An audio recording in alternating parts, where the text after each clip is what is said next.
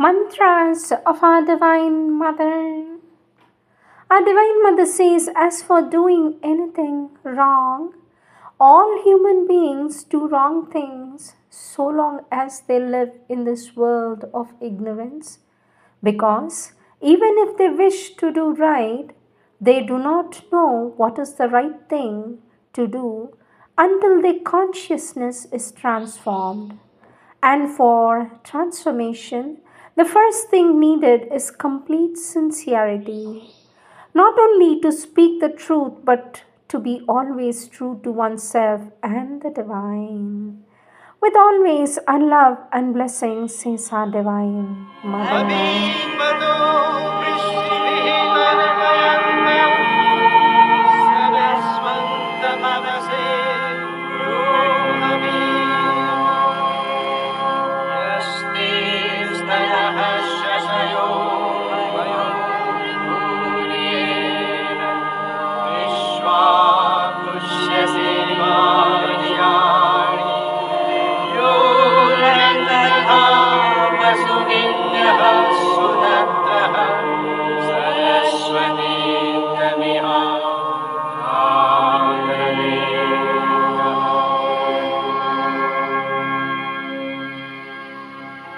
Sri Aurobindo Savitri, Book 6, The Book of Fate, Canto 1, The Word of Fate, page 418. New stanza. Even as he sang and rapture stole through earth time and caught the heavens, came with a call of whose, as of her swift heart hastening, Savitri. Her radiant tread glimmered across the floor, a happy wonder in her fathomless gaze. Changed by the halo of her love, she came, her eyes rich with a shining mist of joy, as one who comes from a heavenly embassy, discharging the proud mission of her heart, one carrying the sanctions of the gods to her love and its luminous eternity. She stood before her mighty Father's throne, and, eager for beauty on discovered earth, transformed and new in her heart's miracle light, saw like a rose of marvel, worshipping the fire-tinged sweetness of the Son of Heaven. He flung on her his vast immortal look. His inner gaze surrounded her with its light, and raining back knowledge from his immortal lips, he cried to her, "Who is this that comes, the bride, the flame born, and round her illumined head, pouring their lights, her hymeneal pomps, move flashing about her?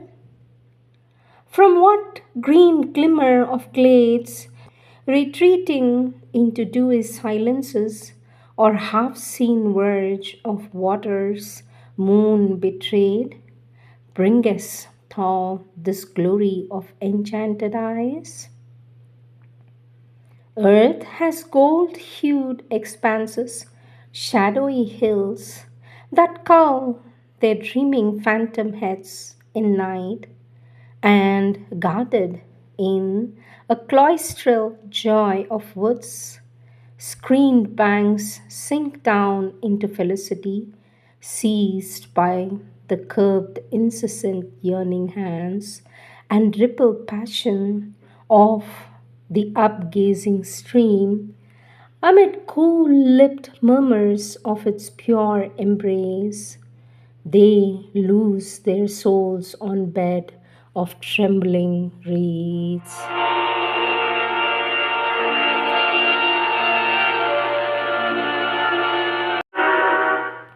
Words of our Divine Mother. taken from the collective works of our Divine Mother, compilations by the works of our Divine Mother book, The Sunlit Path, page 207, topic Persistent Effort, the effort for progress. Question, sweet mother, when we make an effort to do better but don't see any progress, we feel discouraged. What is the best thing to do? For this, our Divine Mother says not to get discouraged. Discouragement leads nowhere. To begin with, the first thing to tell yourself is that you are almost totally incapable of knowing whether you are making progress or not. For very often, what seems to us to be a state of stagnation is a long, sometimes very long, but in any case not endless, preparation for a leap forward.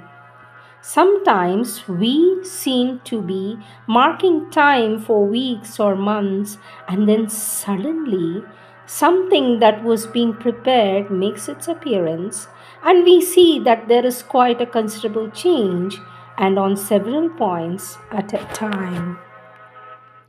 Our Divine Mother says, as with working in yoga, in integral yoga, the effort for progress has to be made for the love of the effort for progress.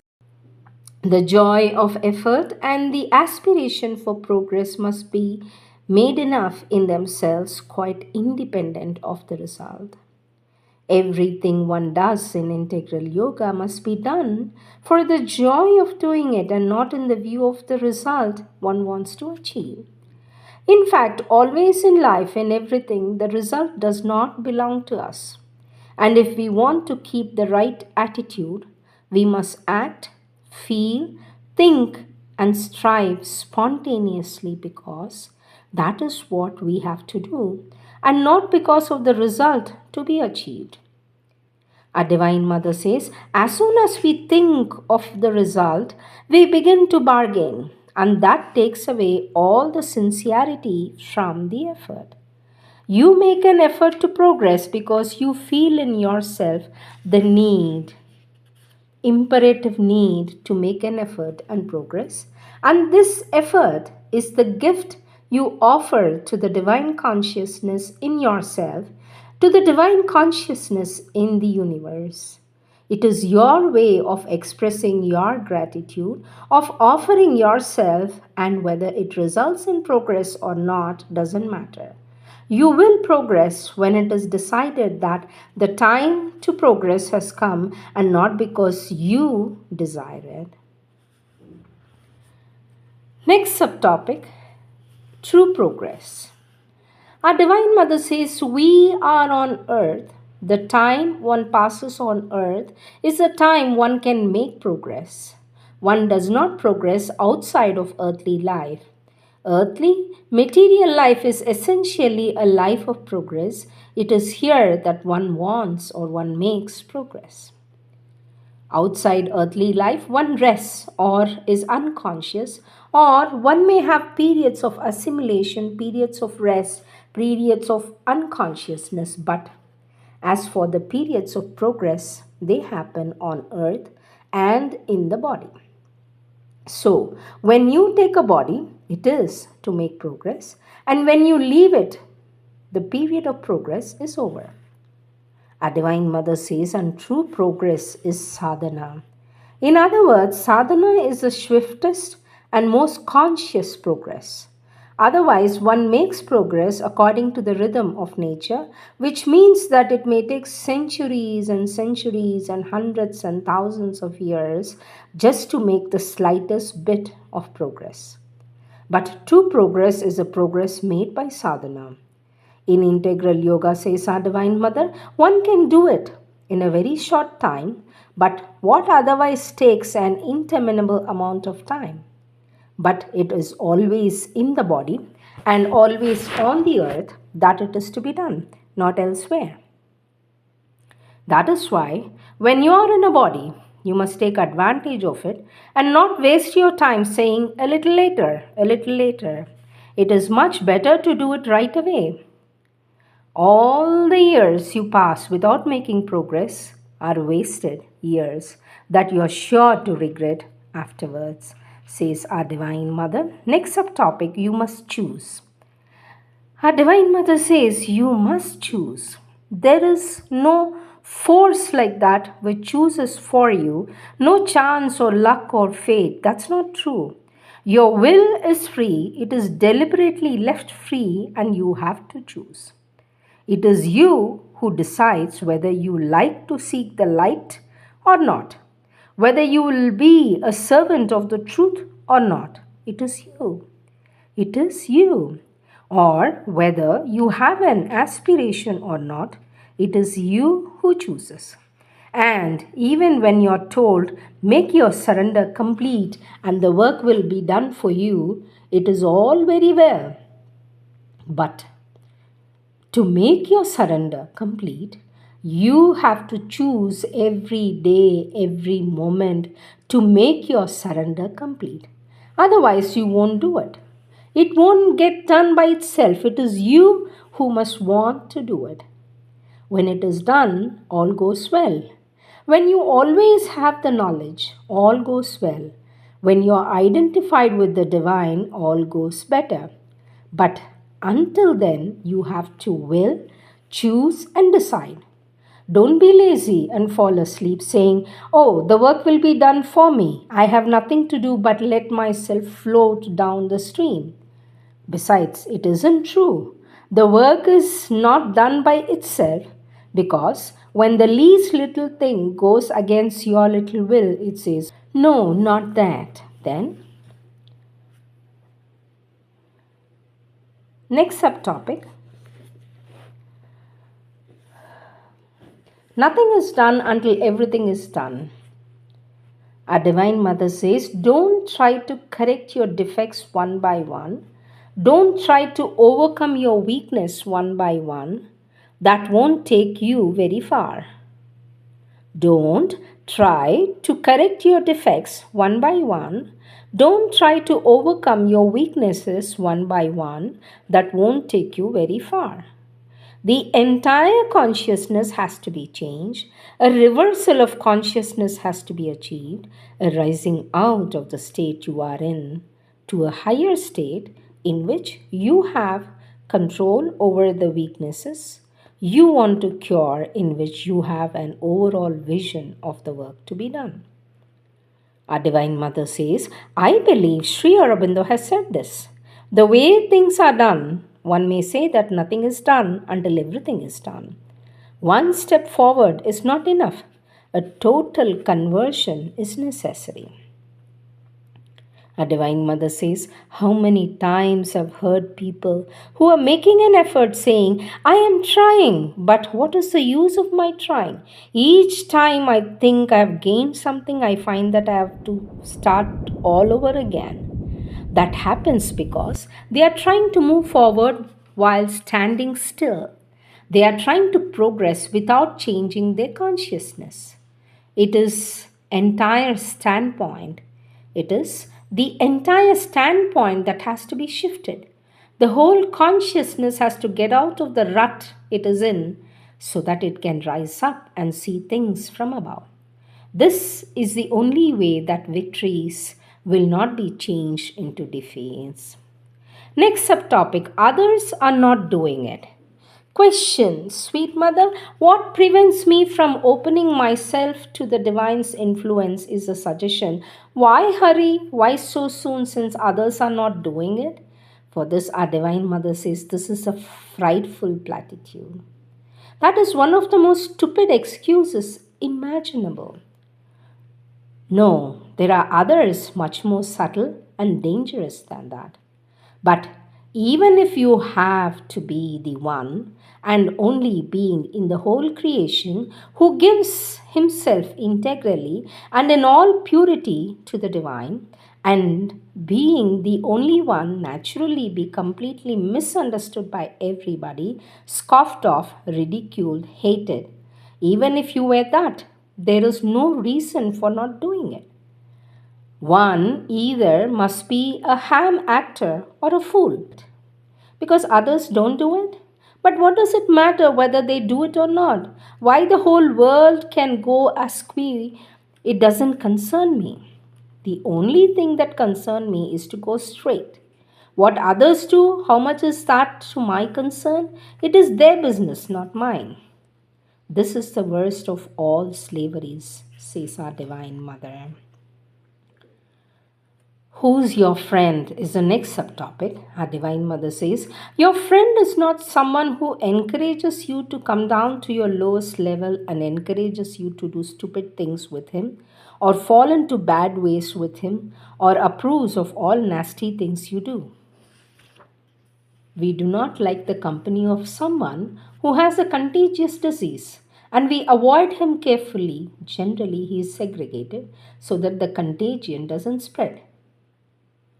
But the contagion of vice and bad behavior, the contagion of degradation, falsehood, and baseness is infinitely more dangerous than the contagion of any disease.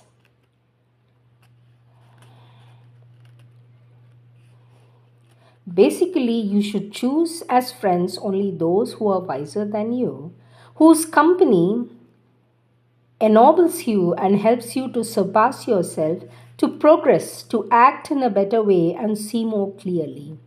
And finally, says our Divine Mother, the best friend you can have isn't it the Divine to whom you can say everything, reveal everything?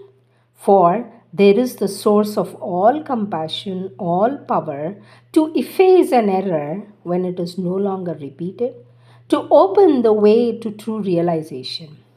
It is He who can understand all, heal all, help you always on the path, help you not to fail, not to stumble, not to fall, but to walk on straight to the goal.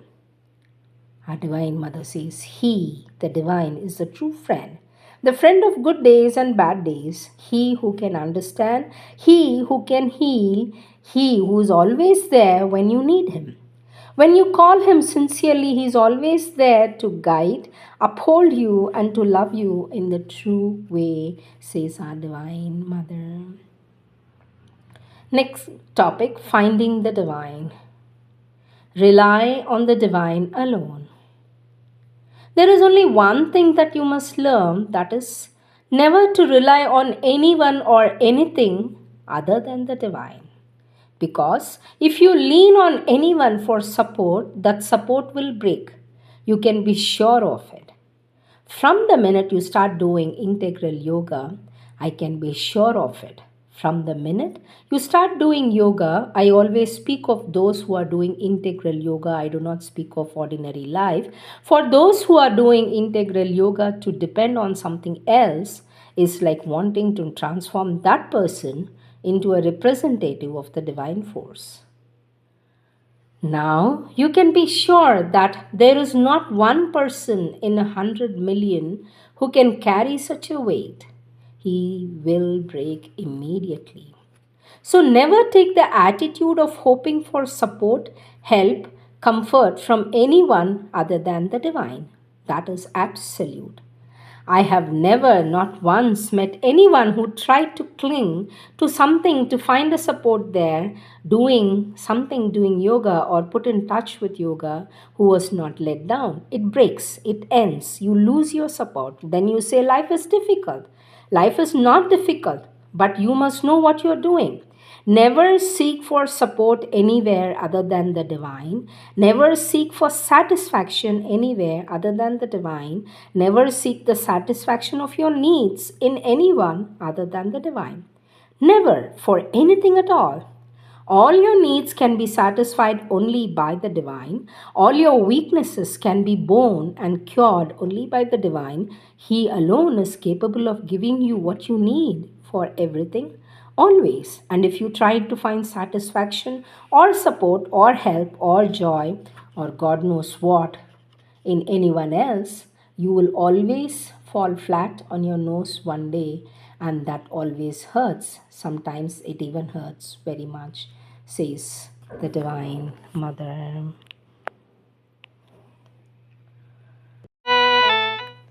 Prayers and Meditations, December 16, 1913.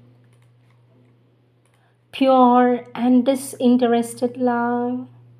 Thy love in what we are able to perceive and manifest of it is the sole key that can open all our hearts that seek for thee.